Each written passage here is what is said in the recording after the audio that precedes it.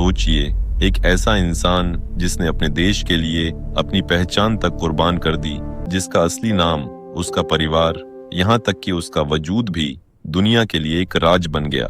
ये कहानी है एक ऐसे जासूस की जिसे भारत ने अपना सबसे खतरनाक हथियार बनाया और पाकिस्तान ने अपनी सबसे बड़ी गलती।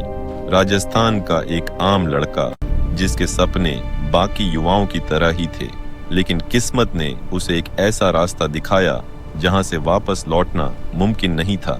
उसे नई पहचान दी गई, नया धर्म, नई जिंदगी, और भेज दिया गया दुश्मन देश में, जहां हर दिन, हर पल मौत उसके साथ चलती थी। वो सिर्फ एक जासूस नहीं था, बल्कि दुश्मन की सेना के अंदर घुसकर भारत के लिए सबसे अहम जानकारियां निकालने वाला एक साइलेंट वॉरियर था।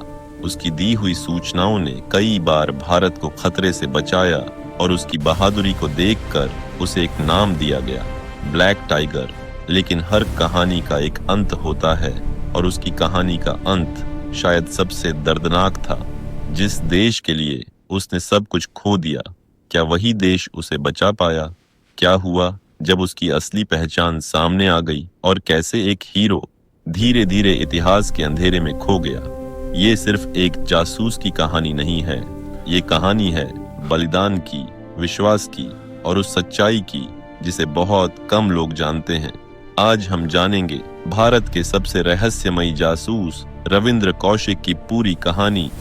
11 अप्रैल 1952 राजस्थान के श्रीगंगानगर में एक साधारण परिवार में जन्मे रविंद्र कौशिक की जिंदगी बिल्कुल आम थी, लेकिन उनके अंदर कुछ खास था। एक अलग आत्मविश्वास, एक जिज्ञासा, और सबसे बड़ी बात, अभिनय की अद्भुत कला। बचपन से ही उन्हें मंच पर खड़े होकर अलग अलग किरदार निभाना पसंद था, और जैसे जैसे वे बड़े होते गए, उनका यह हुनर और निखरता गया। स्कूल और कॉलेज के दिनों में उन्होंने कई नाटकों में हिस्सा लिया, जहां उनकी आवाज, हाव भाव और किरदार में पूरी तरह ढल जाने की क्षमता लोगों को हैरान कर देती थी। उन्हें देखकर ऐसा लगता था जैसे वो सिर्फ अभिनय नहीं कर रहे, बल्कि सच में किसी और की जिंदगी जी रहे हों। शायद उन्हें खुद भी अंदाजा नहीं था कि यही कला एक दिन उनके जीवन का सबसे बड़ा हथियार बन जाएगी। साल 1973 में एक स्टेज परफॉर्मेंस के दौरान उनकी किस्मत ने करवट ली। इस बार दर्शकों में सिर्फ आम लोग ही नहीं थे,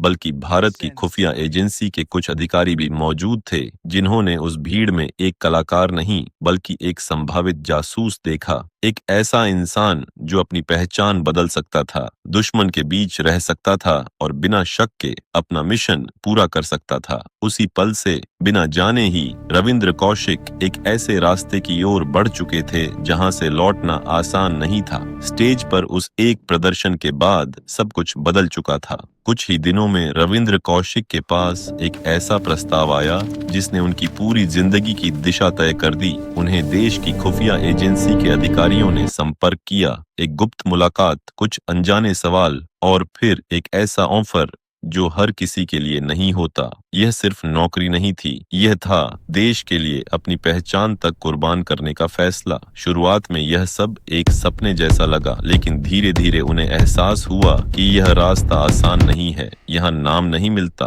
पहचान नहीं मिलती, और अगर कुछ मिलता है तो बस जोखिम और जिम्मेदारी। उनसे कहा गया कि अगर उन्होंने यह रास्ता चुना तो उन्हें अपनी पुरानी जिंदगी को हमेशा के लिए छोड़ना होगा। परिवार, दोस्त, अपना नाम, सब कुछ। कई दिनों तक सोचने के बाद आखिरकार उन्होंने हाँ कह दी। इसके बाद शुरू हुई उनकी असली ट्रेनिंग, जहां उन्हें सिर्फ एक जासूस नहीं, बल्कि एक पूरी तरह नया इंसान बनाया जा रहा था। भाषा बदली गई, आदतें बदली गईं, सोचने का तरीका बदला गया, और धीरे धीरे रविंद्र कौशिक मिटने लगे और उनकी जगह लेने लगा एक नया किरदार, जो आने वाले समय में दुश्मन देश के बीच जाकर अपनी सबसे खतरनाक भूमिका निभाने वाला था। अब शुरू हुआ वो दौर जहां रविंद्र कौशिक को पूरी तरह बदलकर एक नई पहचान दी जा रही थी। उन्हें सिर्फ ट्रेनिंग नहीं दी जा रही थी, बल्कि एक नई जिंदगी जीना सिखाया जा रहा था। एक ऐसी जिंदगी जो उनकी अपनी नहीं थी। उन्हें उर्दू भाषा सिखाई गई, पाकिस्तान की संस्कृति, तौर तरीके, यहाँ तक कि रोजमर्रा की आदतें भी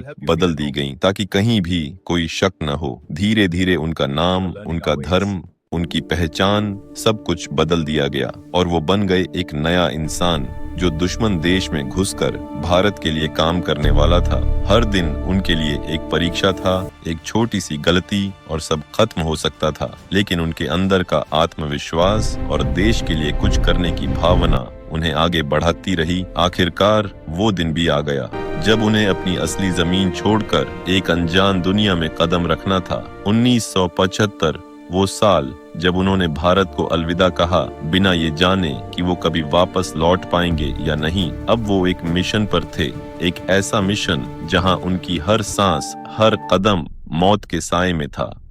पाकिस्तान पहुंचने के बाद उनकी असली परीक्षा शुरू हुई। अब वो एक अनजान देश में थे जहां उन्हें सिर्फ जिंदा ही नहीं रहना था, बल्कि पूरी तरह उसी समाज का हिस्सा बनना था। उन्होंने अपनी नई पहचान के साथ पढ़ाई जारी रखी, लोगों के बीच घुलने मिलने लगे और धीरे धीरे अपने किरदार को इतना मजबूत बना लिया कि किसी को उन पर शक तक नहीं हुआ। समय के साथ उन्होंने अपनी जगह बनाई, रिश्ते बनाए और उसी पहचान के सहारे आगे बढ़ते हुए पाकिस्तान की सेना तक पहुंच गए। वो जगह जहां पहुंच पाना ही अपने आप में असंभव माना जाता है। अब वो दुश्मन के सबसे अंदरूनी हिस्से में थे और यहीं से शुरू हुआ उनका सबसे खतरनाक खेल। वो जो भी देखते, जो भी सुनते, वो सब गुप्त तरीकों से भारत तक पहुंचाते, ऐसी जानकारियां जो देश की सुरक्षा के लिए बेहद अहम थी। हर दिन, हर पल वो दो जिंदगियां जी रहे थे, एक बाहर की दुनिया के लिए और एक अपने देश के लिए। उनकी दी हुई सूचनाओं ने कई बार भारत को बड़े खतरों से बचाया, लेकिन इस खेल में जोखिम भी उतना ही बड़ा था, क्योंकि अगर एक बार भी उनकी सच्चाई सामने आ जाती तो उसका अंजाम सिर्फ एक ही होता, सब कुछ खत्म। धीरे धीरे उनका मिशन अपने सबसे अहम दौर में पहुंच चुका था। अब वो सिर्फ एक एजेंट नहीं रहे थे, बल्कि दुश्मन की सेना के अंदर एक भरोसेमंद अधिकारी बन चुके थे। उनकी पहुंच उन जानकारियों तक थी जहां तक पहुंचना लगभग नामुमकिन था। सीमा से जुड़ी रणनीतियां, सैन्य मूवमेंट्स और वो फैसले जो सीधे भारत की सुरक्षा को प्रभावित करते थे। वो हर जानकारी को बेहद सावधानी से गुप्त तरीकों के जरिए भारत तक पहुंचाते रहे और उनकी यही बहादुरी उन्हें एक अलग पहचान देने लगी। कहा जाता है कि उनके काम से प्रभावित होकर उन्हें एक खास नाम दिया गया, ब्लैक टाइगर। एक ऐसा नाम जो उनकी खामोश लेकिन खतरनाक भूमिका को दर्शाता था। लेकिन जितनी ऊंचाई वो छू रहे थे, उतना ही बड़ा खतरा भी उनके करीब आता जा रहा था, क्योंकि इस खेल में एक छोटी सी चूक भी सब कुछ खत्म कर सकती थी। और आखिरकार वो पल आ ही गया जब किस्मत ने उनका साथ छोड़ दिया। एक गलती, एक चूक और उनकी सालों की मेहनत अचानक खतरे में पड़ गई। 1983, वो साल जब सब कुछ बदल गया। भारत की तरफ से भेजा गया एक और एजेंट जो उनसे जुड़ने वाला था, पाकिस्तान पहुंचते ही पकड़ लिया गया और वहीं से शुरू हुई वो कड़ी जिसने धीरे धीरे रविंद्र कौशिक की असली पहचान तक रास्ता बना लिया। पूछताछ, दबाव और खुफिया जांच के बीच आखिरकार उनकी सच्चाई सामने आ गई। वो पकड़े गए। एक ही पल में उनका बनाया हुआ पूरा जीवन टूट गया। उनकी पहचान, उनका करियर, उनका मिशन, सब खत्म। अब वो एक हीरो नहीं, बल्कि दुश्मन देश के लिए एक कैदी थे। उन्हें गिरफ्तार किया गया, अदालत में पेश किया गया और सजा सुनाई गई। लेकिन असली सजा तो अब शुरू होने वाली थी। जेल की अंधेरी कोठरी में बंद वो इंसान जो कभी दुश्मन की सेना के अंदर रहकर खेल खेल रहा था, अब पूरी तरह अकेला था। उन्होंने कई बार भारत को संदेश भेजने की कोशिश की, खत लिखे, उम्मीद की कि शायद उनका देश उन्हें वापस ले आएगा। लेकिन समय बीतता गया और जवाब कभी नहीं आया। साल दर साल उनकी जिंदगी उसी कैद में गुजरती रही। एक ऐसा हीरो जिसका नाम तक दुनिया के सामने नहीं था और जो धीरे धीरे गुमनामी के अंधेरे में खोता जा रहा था। साल बीतते गए और जेल की वही अंधेरी दीवारें उनकी दुनिया बन गईं।